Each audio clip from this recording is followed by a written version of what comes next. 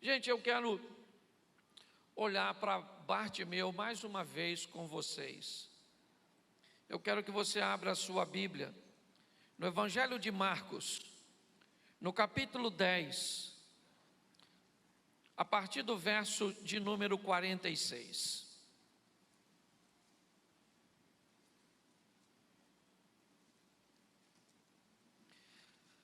O tema da minha mensagem é: aproveite as oportunidades. O texto ali diz assim: então chegaram a Jericó. Quando Jesus e os seus discípulos, juntamente com uma grande multidão, estavam saindo da cidade, o filho de Timeu, Bartimeu, que era cego, estava sentado à beira do caminho pedindo esmolas. Quando ouviu que era Jesus de Nazaré, começou a gritar: Jesus, filho de Davi, tem misericórdia de mim. Muitos o repreendiam para que ficasse quieto, mas ele gritava ainda mais: filho de Davi, tem misericórdia de mim. Jesus parou e disse: chamem-no. E chamaram o cego. Ânimo, levanta-te, ele o está chamando. Lançando sua capa para o lado, de um salto pôs-se em pé e dirigiu-se a Jesus. O que quer que eu te faça? Perguntou-lhe Jesus. O cego respondeu: mestre, eu quero ver. Vá, disse Jesus, a sua fé o curou. Imediatamente ele recuperou a visão e seguiu Jesus pelo caminho. Feche os seus olhos. Senhor nosso Deus e Pai, em nome de Jesus, eis aqui a Tua palavra, continue falando conosco e usa-me como um canal de bênção nesta hora, pelo poder do nome de Jesus, amém, glória a Deus, amém?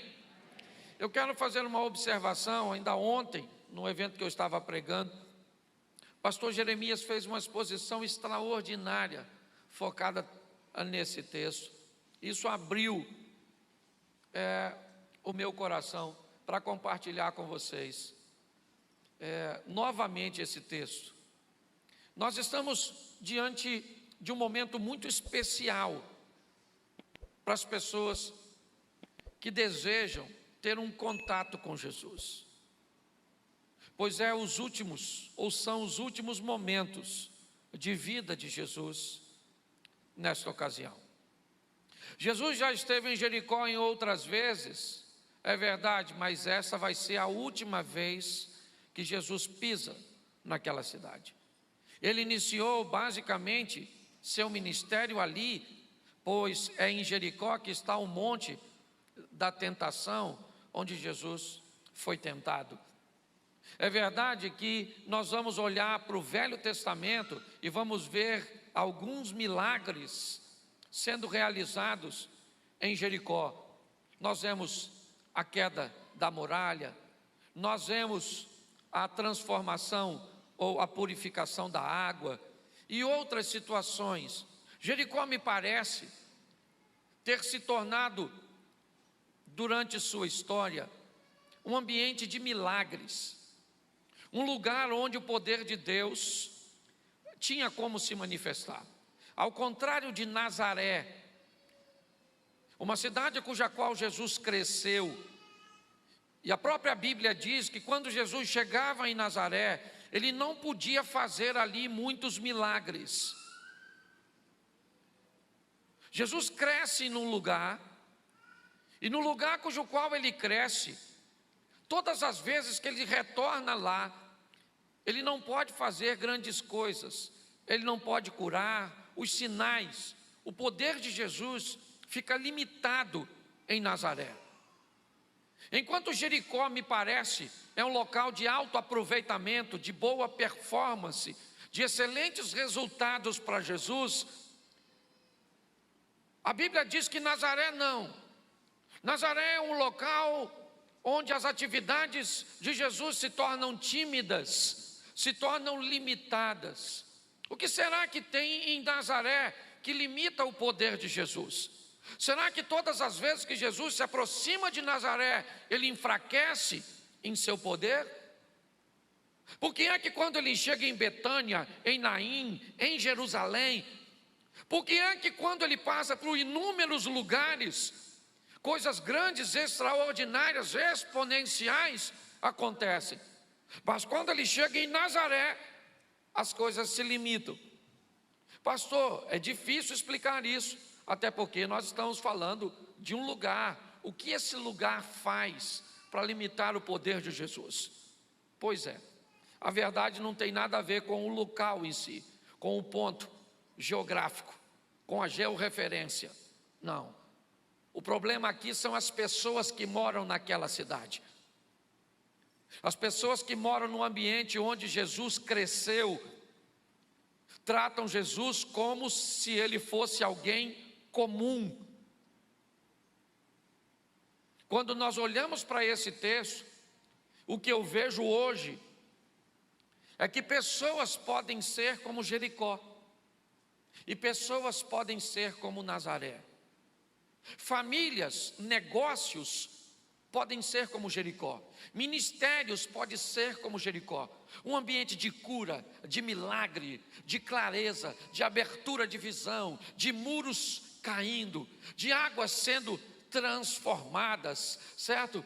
Do poder de Deus sendo manifesto, de tentações sendo vencidas. Ou pessoas podem ser como Nazaré, um comportamento altamente limitado ou limitante. Pouquíssimas coisas acontecem, nada de interessante. E por que é que essas coisas não acontecem ali? Porque as pessoas dali, a empresa, a igreja, a família, o casamento, essas pessoas estão tratando Jesus como Nazaré tratava. É muito importante você entender isso, porque às vezes você pode olhar uma cidade, uma família que mora na mesma rua, às vezes é apenas um número de diferença, ao invés de ser o 45, é o 47. Do lado da sua casa, na frente da sua casa, o que tem lá? Felicidade, paz, harmonia, prosperidade, presença de Deus. E o que tem do lado de cá? É dor, é crise, é perda. Quando nós olhamos para Jericó, a fama de Jericó, ela é extraordinária.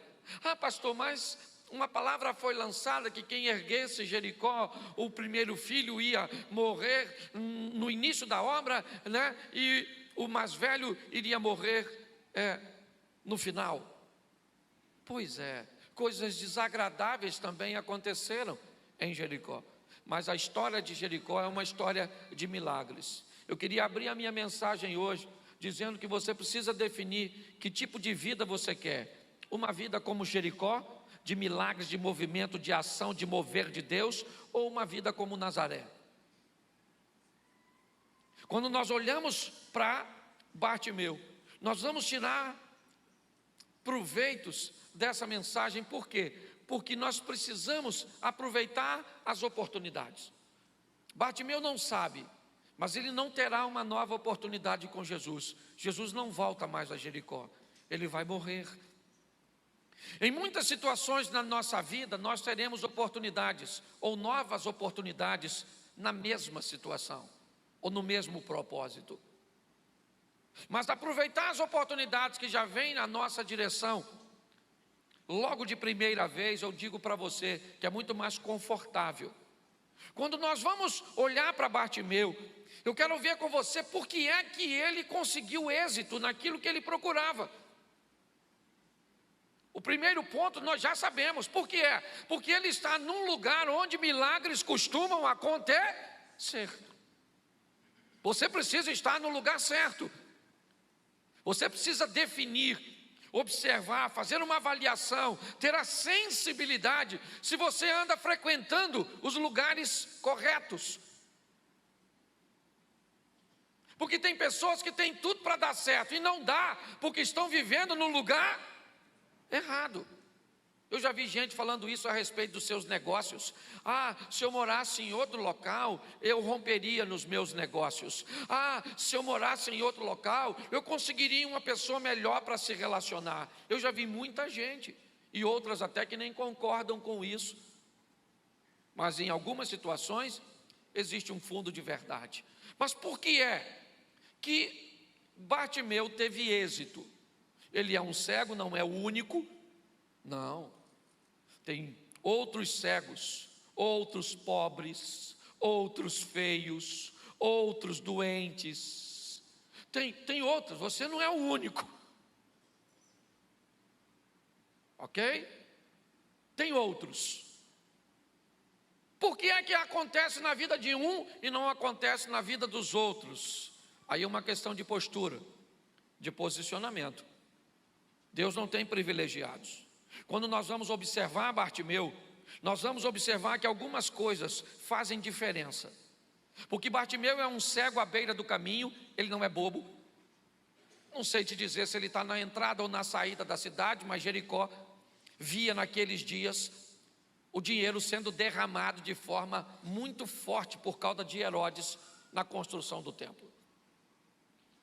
Viver em Jericó naquela época era muito mais fácil, porque Jerusalém estava vivendo a pressão do exército romano, e como havia muito dinheiro, certo? O lugar que tem muita prosperidade e muito dinheiro também costuma ter muito ladrão,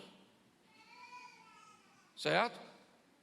Quando nós olhamos para essa situação, nós sabemos que muitas pessoas com muitos recursos passavam por aquele caminho. Então Bartimeu se colocou numa posição, mesmo sendo cego, que ele mandava uma mensagem para a sua vida e para seu futuro: eu desejo melhorar de vida, eu desejo ser abençoado, eu desejo ser próspero. É o que ele está buscando. Mas passou um mendigo buscando ser próspero, pedindo esmola. Essa era a realidade do mendigo naquela época. E de um cego. É assim que funcionava.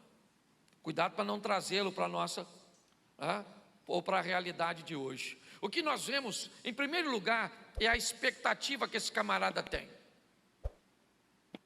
Ele nutre uma expectativa grande de ter aquela situação vencida. Bartimeu é alguém que a situação dele vai mudar. Por quê? Porque apesar de ser extremamente difícil, basicamente impossível, existe nele uma expectativa.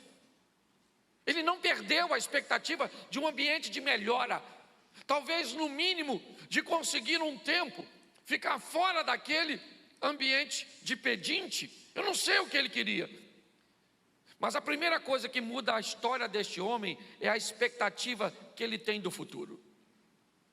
E quando ele escuta no texto que Jesus vai passar, aí a expectativa do camarada vai nas nuvens. Coloca para mim o texto de Lucas, capítulo 4, verso 19. Lucas 4, 19.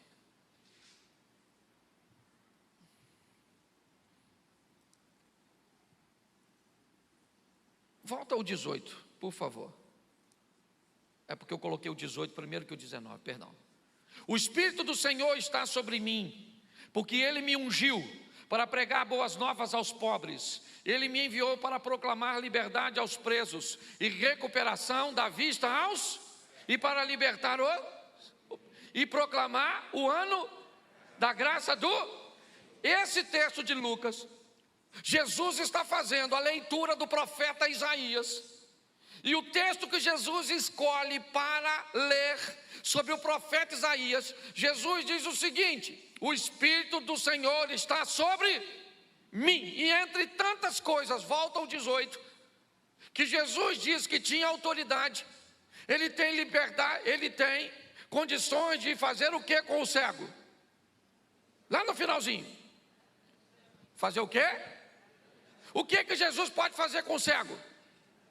O que que Jesus pode fazer com o cego? E o que que Bartimeu é? Se esse cara não é esperto, Quem está passando lá é alguém que o profeta Isaías, o profeta messiânico, disse que teria autoridade para devolver a vista aos... E Bartimeu disse, então eu estou dentro.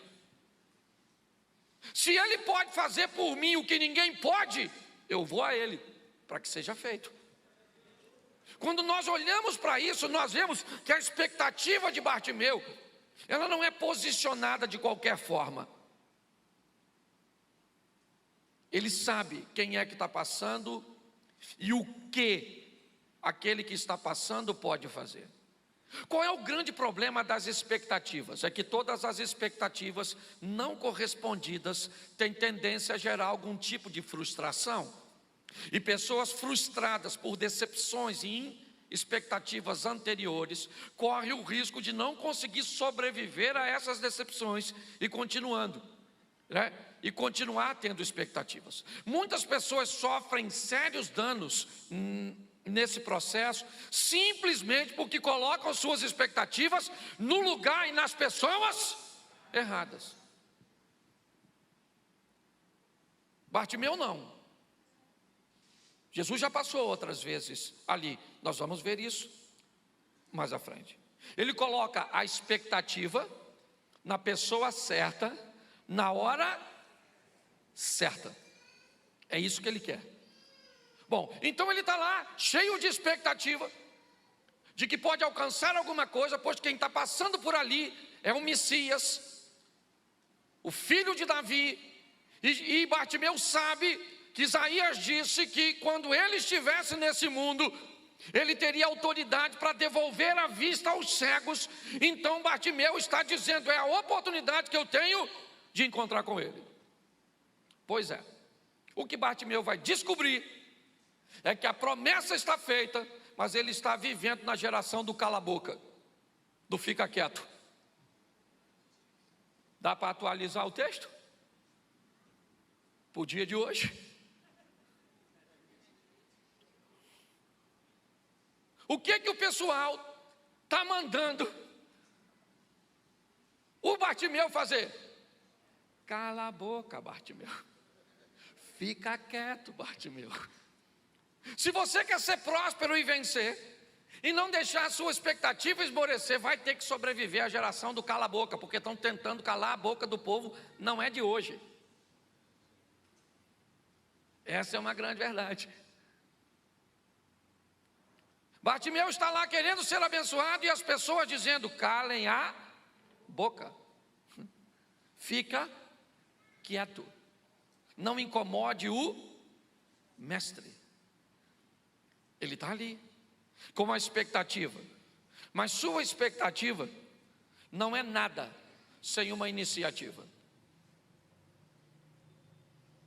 Qual é o grande problema dos sonhadores? É que eles costumam ser, desculpe a expressão, pernetas. Grande parte dos sonhadores, me parece, tem a única perna dos sonhos. E com essa perna ele tem muita dificuldade de movimento, porque ele não consegue tirar essa perna da base para colocar a próxima perna que vai fazer com que sua vida se movimente. A perna da iniciativa. Bartimeu é alguém que não vai ficar dentro de casa olhando para a parede, reclamando porque nasceu cego, porque ficou cego, porque isso, porque aquilo outro, não. Ele tem uma expectativa, mas ele sabe que expectativa não muda a vida de ninguém. O que muda a vida das pessoas é iniciativa. Está assim de gente com muita expectativa do que Deus vai fazer, e sabe o que acontece? Nada. Mas quem tem expectativa e tem iniciativa, vai embora. É assim que funciona. Por que Naamã ficou curado? Porque ele saiu de Damasco e foi até Samaria. Chegou lá, o que ele encontrou? Um rei nu, dizendo que não tinha poder para fazer nada com ele. O que a expectativa dele fez? Foi para o buraco. Aí ele recebe a notícia, e lá vai ele, cheio de expectativa, achando que Deus vai fazer segundo o seu modelo. E quando ele chega lá novamente, ele tem um problema com a expectativa. Ele diz que não era aquilo que ele estava esperando, mas ele tinha iniciativa. E por causa da iniciativa ele ficou curado e não da expectativa. Se dependesse da expectativa dele, ele tinha voltado para casa doente, sim ou não? Mas ele tinha iniciativa. Talvez você tenha muita expectativa, mas pouca iniciativa. E o que move a vida? O que move a vida é aqui, ó. Quer anotar aí, queridinho? Gálatas 6, 7 é o princípio que Deus criou para mover os acontecimentos. Não se deixem enganar, de Deus não, pois o que o homem, isso, o que ele fizer, suas iniciativas irão gerar reações, fatos, acontecimentos. A Bíblia está dizendo, não se engane, gente.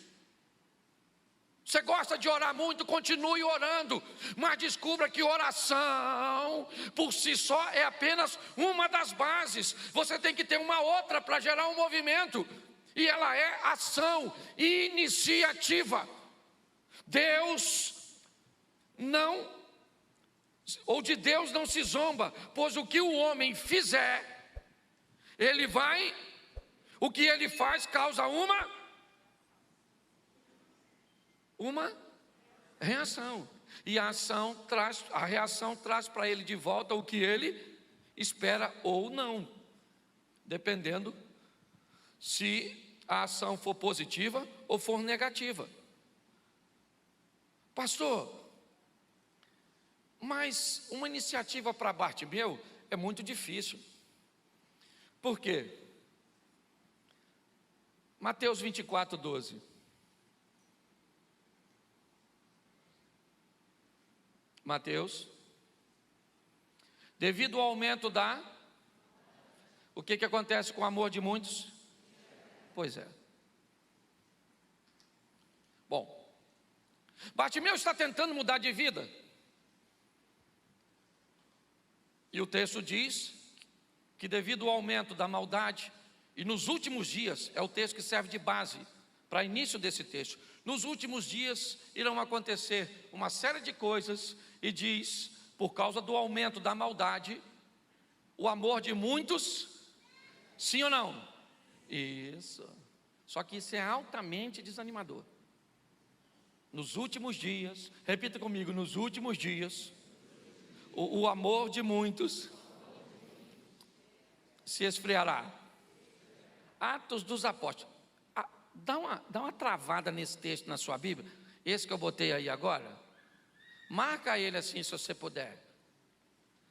E marca agora, Atos dos Apóstolos 2,17. Nos últimos dias, diz, quem foi que disse antes que o amor se esfriaria nos últimos dias? Quem foi que disse? Deus. E quem é que está dizendo agora que nos últimos dias, o que Deus vai fazer? Derramar o Espírito sobre? Escolhe um dos dois textos para você viver na sua vida. Você pode viver a vida dizendo que no final dos dias o amor de muitos esfriará. Você vai dizer, na minha vida, nos últimos dias, o Senhor vai derramar nela, na minha vida, na minha casa, na minha família, no meu ministério, o Espírito do... Você precisa definir. Não é porque um texto está na Bíblia que você vai aplicar ele na sua vida. Muitas vezes ele está lá para dizer exatamente como não deve ser. Porque é muito difícil, porque o amor dos outros esfriou. Então pega esse texto e leva para o seu casamento, e vai ver o amor do seu marido esfriar, da sua mulher esfriar, dos seus filhos esfriar, vai viver na geladeira. Ou você pode dizer, nos últimos dias, mesmo que o amor esteja esfriando, o que eu vou viver é o derramamento do Espírito. O que Bartimeu está mostrando é que há nele uma iniciativa para sair de onde ele está.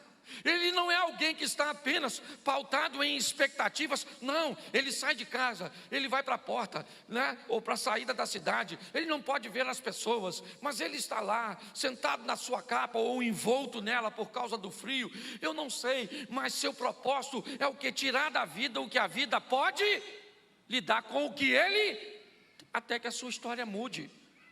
Para de fazer corpo mole, se o que você tem hoje não é seu ideal. Não é seu ideal, mas é a sua realidade. Enfrente a vida, certo? Do jeito que ela veio para você e pronto. É assim que funciona. Você quer que a sua vida mude? Então, coloque isso. Agora, para isso, ele vai ter que ter o terceiro ponto. O primeiro foi qual mesmo? Vamos começar a mensagem de novo. Fala comigo, expectativa. Isso. Por quê? Porque ele pode fazer. Ele pode mudar seu casamento. Ele pode abrir uma porta de trabalho para você. Ele pode curar. Ele tem autoridade para isso. Então você pode ter expectativa nele, sim ou não? Você tem que escolher um local adequado para estar, sim ou não? Isso. Aqui é um local de milagre, sim ou não? Então você está no lugar certo. E ele está aqui. Aí ele está falando com você o quê? Expectativa é maneiro, mas você tem que ter iniciar e correta, assertiva. Porque tem gente que sai de um culto desse e perde a bênção no carro. Porque alguém fechou seu carro e agora você quer ir. E agora? Ele não pensa, por que é que fecharam meu carro? Será que eu seria assaltado e me envolveria no acidente? Porque às vezes, se eu fosse Deus, vai lá e tira o carro. Para ele enfiar a cara num poste ali. Eu não vou deixar morrer não. Só vai ficar mais feio do que é com a cirurgia. Tem gente que perde a bênção porque não consegue fazer uma leitura. A Bíblia diz que todas as coisas, quantas coisas são? Cooperam para o bem daqueles que... Quantas coisas? E se o cara te fechou? Fechou seu carro para você não sair. Coopera ou não? É difícil enxergar isso, né? Tem que ser muito espiritual. E a gente fala a língua estranha no culto. E você sabe o que é mais legal? É que ela fica mais estranha no estacionamento. Deixa quieto que eu não vim falar disso. Deixa quieto, ok? Mas dá uma olhada. Então a expectativa, sim ou não? E depois iniciar. E agora? Bartimeu vai precisar de uma das coisas mais valiosas desse mundo: coragem. Para quê? Para ficar exposto. Por quê? Porque ele está à beira do caminho. Quem é o centro das atenções? Quem é o centro das atenções? Mas se ele chamar, se ele gritar, se ele começar a fazer o que ele pretende fazer, o que acontece com ele? Ele começa a expor sua situação. Quando ele começar a gritar, vão descobrir o que ele está vestindo. Quando ele começar a gritar, vão descobrir que ele é cego. Vão descobrir que ele é mendigo.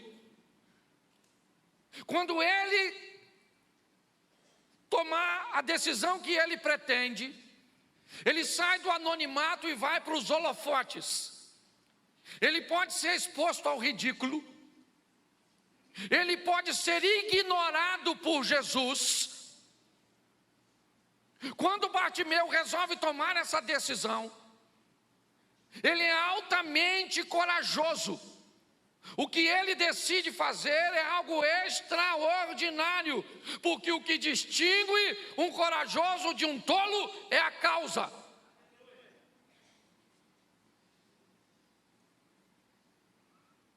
Quando você vê esse camarada começar a gritar, ele começa a expor. Está assim de gente, ó, que não resolve o seu problema porque não tem coragem de resolver, porque tem medo de dizer que apanha do marido, porque tem medo de dizer que tem alguém na casa abusando de uma criança, porque tem medo de dizer para a mulher que o salário diminuiu, ou que está a ponto de ser mandado embora, porque tem medo de dizer que está sentindo uma dor.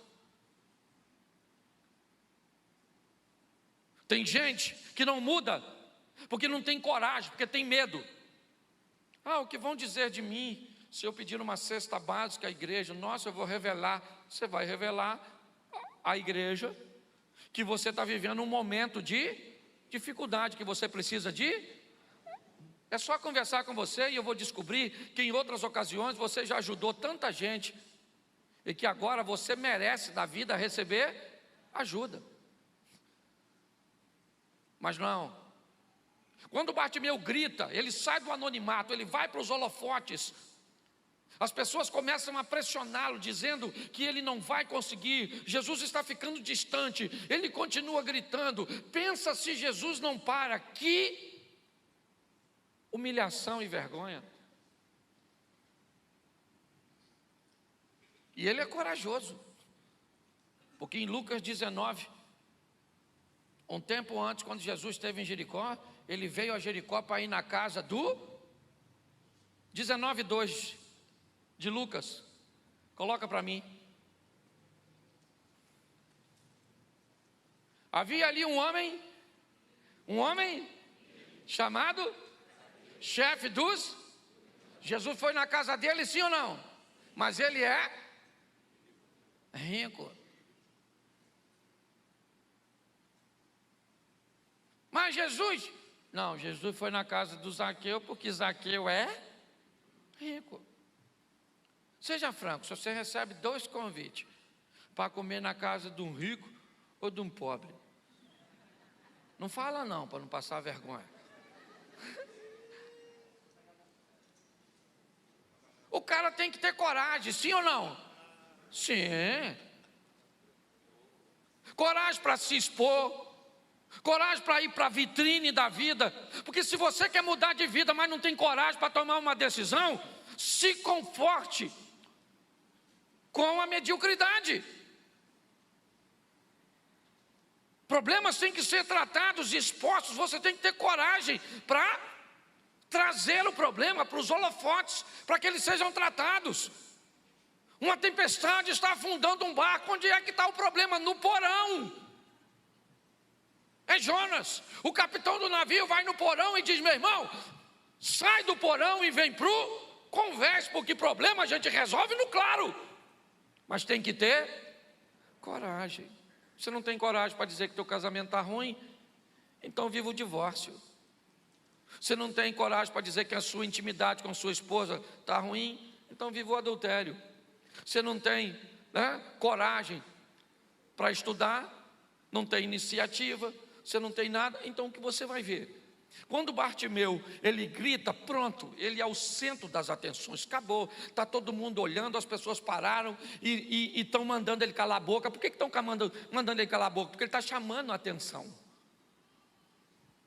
E aí ele chamou a atenção de Jesus. Aí Jesus para a multidão. Por que a multidão parou?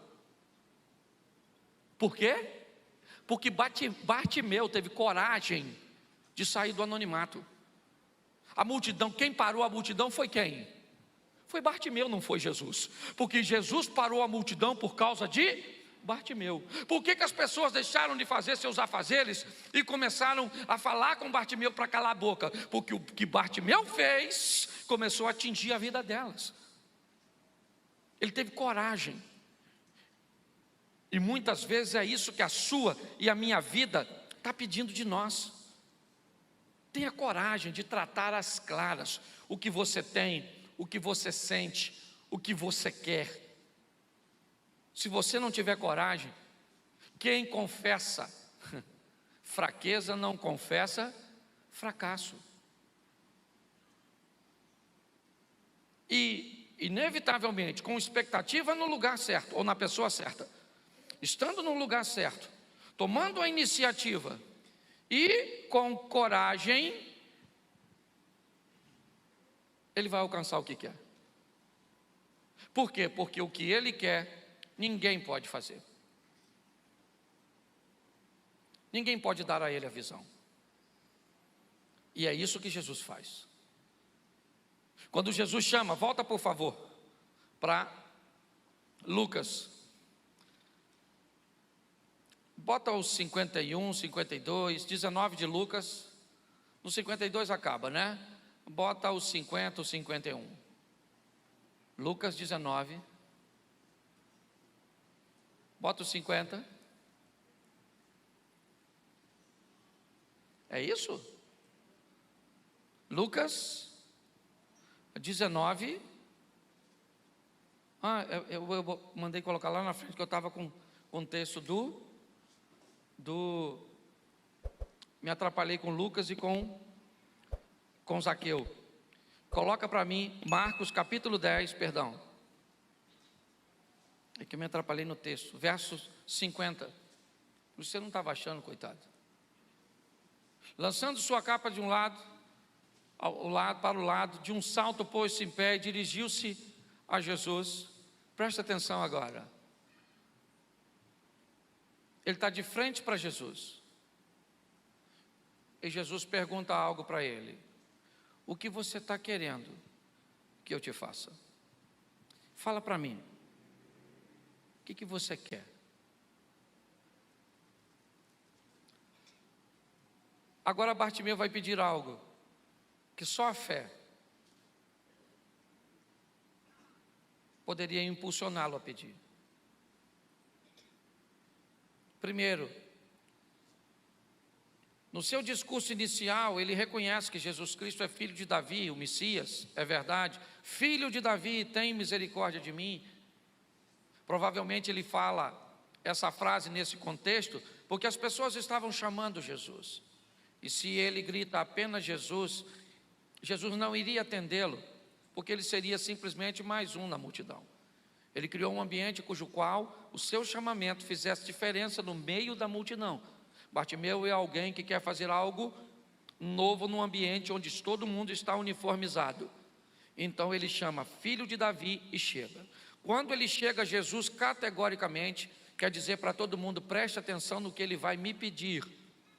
É lógico que Jesus sabia que o que um cego quer, o que é? Ver. Mas preste atenção, Jesus está marcando seus territórios. É a última vez que ele passa em Jericó. Da outra vez ele curou um rico, ou transformou a vida de um rico chamado Zaqueu. Agora ele tem um contato com um pobre, porque a mensagem dele é: eu vim para todos, seja rico, seja pobre, eu vou parar para dar atenção. Eu entrei na casa do Zaqueu para comer com ele, porque ele tinha casa e tinha como me receber. Mas eu vou trazer aquele que não tem condições de me receber em sua casa até a mim. Olha só. O último passo da história de Bartimeu é a fé. Jesus pergunta: o que você quer que eu te faça? E quando ele diz: mestre, eu quero ver, Bartimeu sai do mundo físico, sai do mundo emocional e mergulha no ambiente espiritual. Quando ele diz: mestre, filho de Davi, Messias, filho de Deus, Salvador do mundo, o Senhor tem autoridade para me devolver a visão. Venceu as pessoas que estavam à beira do caminho, à distância, e agora está lá diante de Jesus. E aí Jesus diz para ele no verso 52: vá, disse Jesus, a sua fé, pois é. Nós temos um problema e muito cuidado na hora de olhar para isso. O que curou Bartimeu não foi a fé. A fé foi um dos ingredientes que compôs o processo cujo qual, porque se ele tivesse fé, simplesmente tivesse dentro de casa, tinha acontecido alguma coisa? Se ele não tivesse rompido e vencido, talvez você tenha muita fé, mas suas expectativas estão no lugar errado. Talvez você tenha muita fé e muita expectativa, mas talvez você não tenha iniciativa.